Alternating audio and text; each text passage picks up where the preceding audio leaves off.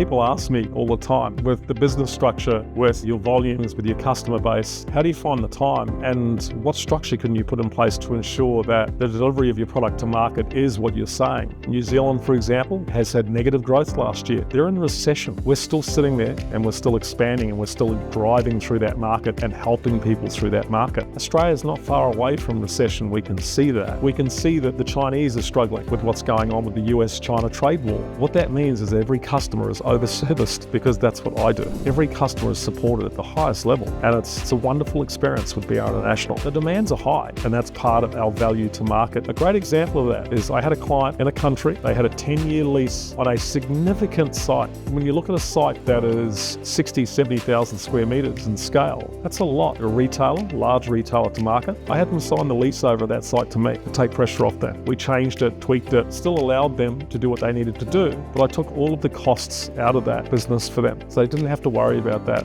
I don't know too many freight companies that would do that and take on that challenge of another 60 employees, of a 9-year lease that they really didn't want to be involved with. I know nearly every client that works for us. Now that's hard to fathom, but I've met every one of them, and that's what we do well. It's very intimate with BR International. We want to spend time with you. When I travel, I make the effort to visit factories. I want to understand their supply chain at a more significant level. So if a client truly understands and respects the need for us to spend time with them and understand their business, the benefits are 50-fold. That's what we've seen over the years. A lot of our customers have said, "You're different, we trust you." It's not just a freight company anymore. As long as the customer and us stay together and work through these things, we would get there. It's a good example of what we're prepared to do when we need to in challenging economic times for a client. We're there to help.